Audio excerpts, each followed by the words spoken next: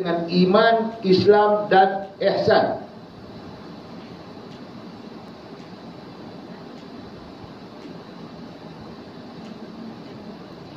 Jadi kau perlu tunjukkan di mana spaghetti itu terkait dengan iman. Di mana spaghetti yang kau makan tadi terkait dengan Islam. Di mana spaghetti yang kau makan tadi itu terkait dengan ihsan. Itu saja persoalannya. Kau bukan profesor apa mau cerita semua. Jadi cerita sikit itu saja.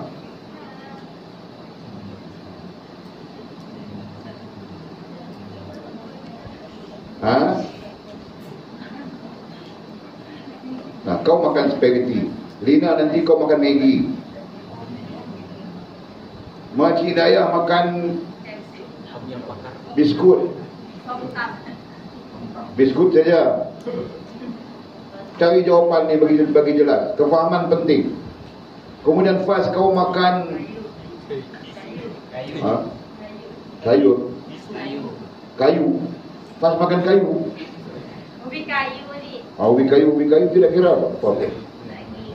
Sofia kau fikir-fikirkan kau makan apa Sofia? Kau makan buah mangga. Durian. Mana ada durian sekarang?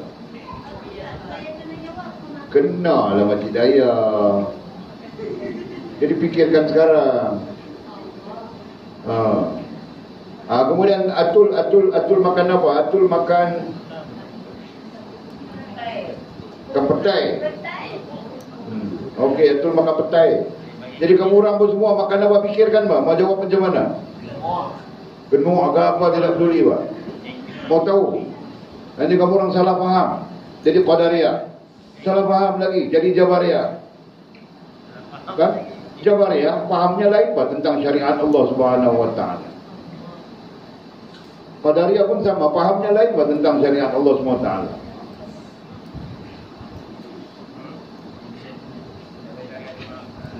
Fikirkan. Gila sampai sekarang pekan-pekan tu dia tidak boleh cakap. Berarti tidak faham.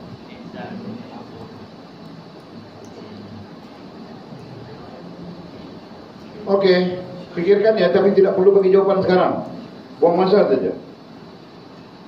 Boleh akan tanya besok atau lusa. Nah, sekarang kita sambung. Maka patuhlah kepada syariat.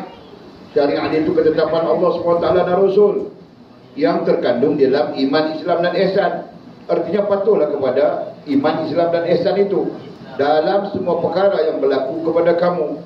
Dalam semua perkara yang berlaku hidup. Dalam hidupmu patuhlah kepada iman, Islam dan ihsan. Kerana itu adalah ketetapan Allah Subhanahu wa taala dan Rasul. Itu peringkat orang soleh awam. Itu perkara yang perlu ada di dalam akal dan hati serta tingkah laku orang yang soleh awam. Faham tak? Jadi orang soleh awam, dia jangan fikir lagi dia mau jadi wali kah, dia mau keramat kah, dia mau apa kah, jangan dipikir. Yang perlu dipikir apa? Yang perlu dipikir ialah bagaimana mau menyempurnakan syariat Allah, yang dalamnya itu terkandung iman, Islam dan ihsan. Jadi peringkat orang soleh awal, dia perlu fikir macam mana mau sempurnakan iman, macam mana mau sempurnakan Islam, macam mana mau sempurnakan ihsan. Itu yang dia perlu fikir, faham tak? Sampai dari sana tercetus pada akalnya dan hatinya faham.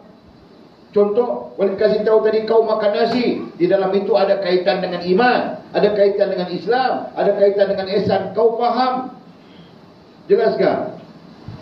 Kau makan apa? Maggi. Dalam makan Maggi kau itu ada kaitan dengan iman, ada kaitan dengan Islam, ada kaitan dengan ihsan. Faham? Luqman kita dia makan bergedil. Dalam bergedil itu ada kaitan dengan iman, Islam dan ihsan. Jelas? Semua itu cerita makan. Ini semua hal. Makan kah, tidur kah, bangun kah, kerja kah, apakah, semua ada kaitan dengan iman, Islam dan ihsan. Faham yang itu dulu. Jelas? Bila kita faham yang itu, barulah kita betul berada di posisi soleh awam, soleh awal. Kalau itu pun kita tak faham, kita bukan berada di posisi orang awam. soleh awal bukan berada di posisi itu. Mungkin kita berada di jahil, kan? Jadi di situ poin besarnya, di situ untuk kita lihat, paham nggak? Nah, perhatikan, jelas. Jadi sebab itu orang-orang soleh awam ini, orang-orang yang baik, orang-orang yang mau baik, berlaku baik di peringkat awal atau awam ini, itu saja dia perlu fikirkan. Jelas? Tidak perlu fikir macam-macam. Fikir macam mana mau sempurna iman, macam mana mau sempurna Islam, macam mana mau sempurna ihsan pada dirinya. Jelas? Jadi kau jangan balik nanti kau pegang bantal aku, macam mana mau jadi wali ya. Mau wirid sujud 3 juta ke 10 juta ke, tidak perlu kan? Jelas kan? Okey. Nah, maka jelas sudah tadi dia bilang, jika kamu dalam peringkat kedua. Nah, peringkat kedua itu peringkat apa? Kalau kita bilang di sana mutawassit, kan? Jadi satu hal boleh terlupa, terus saja di sini. Okey, sampai-sampai soleh awam ini dibilang soleh awam, baik. Ini dibilang soleh awam. Boleh faham tak? Jadi ini semua dibilang soleh awam. Jadi ini dibilang ini soleh hakikat. Kalau sudah berada di maqamat seperti ini, maka dibilang soleh hakikat. Terus sebelum berada di maqamat, ini keberadaannya. Ini semua dibilang soleh awam. Awam di segi maqamat itu. Soleh awam itu berada di dalam tawabin, berada dalam muhafizin, berada dalam muqarrabin, dibilang soleh awam. Jelas kan? Okay.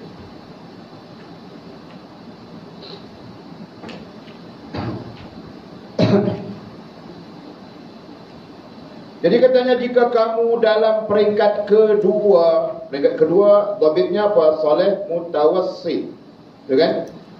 Berarti soleh mutawassit itu satu peringkat peringkat apa ya? Satu peringkat mau masuk kepada soleh hakiki, soleh hakikat, ya kan? Soleh mutawassit, jadi dia pertengahan. Di mana soleh mutawassit itu, yaitu peringkat wilayah, katanya di sini. Soleh mutawassit itu berarti satu anak tangga kepada soleh hakikat. Soleh hakikat itu pada maqamat dibilang salihin. Nampak kan? Soleh hakiki pada maqamat disebut salihin. Syuhada siddiqin, ya kan? Nah, jadi di sini dia sebut yaitu peringkat wilayah, yaitu peringkat wilayah. Jadi dhabitnya yaitu peringkat mau sebut macam mana ya? Peringkat masuk kepada wilayah. Peringkat di sini dhabitkan. Jika kamu dalam peringkat kedua, yakni mutawassit, soleh mutawassit, yaitu peringkat masuk kepada wilayah. Faham tak ayatnya? Peringkat mau masuk kepada wilayah. Kerana wilayah itu, yang dibilang wilayah itu terletak di antara, dia letak di sini bahwa wilayah. Ini peringkat wilayah. Faham tak? Ini peringkat wilayah. Ada 3 di situ peringkat wilayah.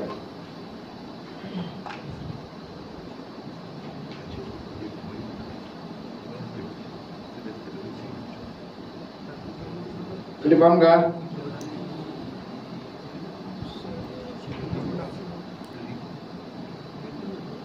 Wilayah dibilang yakni kewalian. Apa maksudnya di sini? Wilayah adalah coverage, liputan. Bila disebut di sini kewalian, bermaksud orang yang sempurna hubungan dengan Allah SWT. Jadi seolah-olah bahasa mudahnya, bila masuk di sini berarti masuk dalam liputan orang-orang yang sempurna hubungan dengan Allah.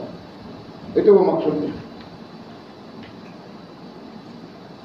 Jelas? Berarti apabila kita sudah berada di saleh mutawassit. Saleh mutawassit, tadi kita bahagikan kan, di bawah ini adalah saleh awam. Apabila kita masuk di saleh mutawassit di sini, bahagian ini, berarti kita sudah masuk ke dalam liputan orang-orang yang sempurna hubungan dengan Allah Subhanahu wa taala. Kita sudah masuk. Walaupun kita belum sempurna. Jelas? Jadi hidup kita ni kan sama ada secara rohani maupun jasmani sama saja. Kau duduk dengan orang-orang baik, di sisi lain kau duduk dengan orang-orang jahat. Betul kan? Nah, sekarang maksudnya apabila kita sampai di saleh mutawassit, berarti kita sudah masuk di kalangan orang-orang yang sempurna hubungan dengan Allah SWT, walaupun kita belum sempurna hubungan dengan Allah SWT. Faham tak? Hal ini berkait dengan hadis Nabi SAW. Kalau kita berkawan dengan orang yang jual minyak wangi, kita juga akan berbau minyak wangi, Pak, walaupun kita tidak beli minyak wangi. Ya, ada Pak Putra? Nak duduk dalam majlis kah? Nak duduk dalam kah? Nak duduk dalam ya? Tak ada masalah, Pak.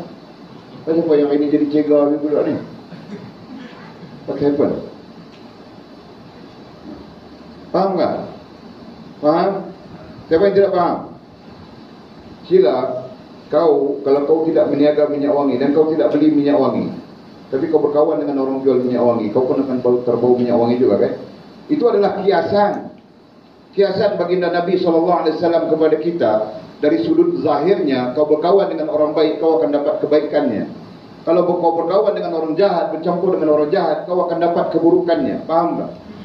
Sama saja dalam soal kerohanian. Apabila kita sudah berada di posisi saleh mutawassit, berarti kita sudah berada di sisi orang-orang yang sempurna hubungan dengan Allah SWT. Sekurang-kurangnya kita tergolong dalam orang yang sempurna hubungan dengan Allah, walaupun kita belum sampai kesempurnaan hubungan dengan Allah SWT. Faham tak? Itu bermaksudnya.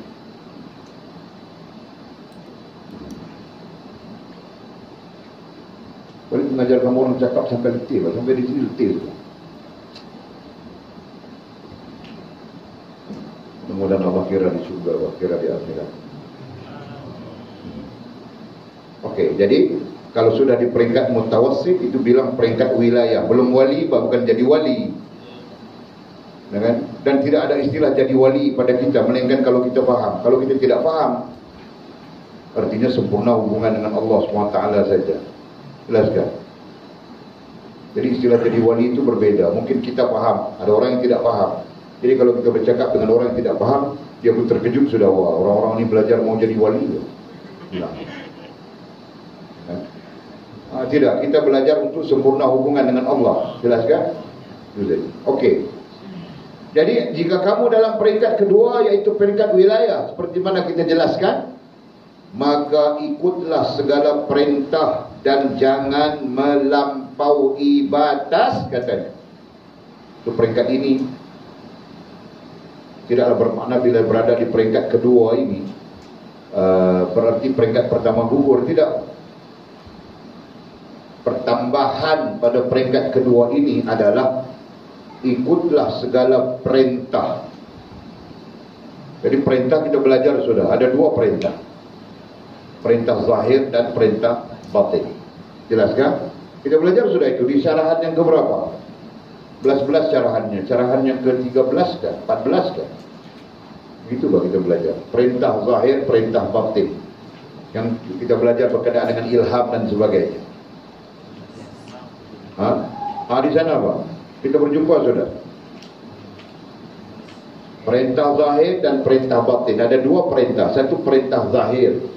Perintah zahir tidak akan menyalahi apa yang namanya syariat, iman, Islam dan ihsan itu.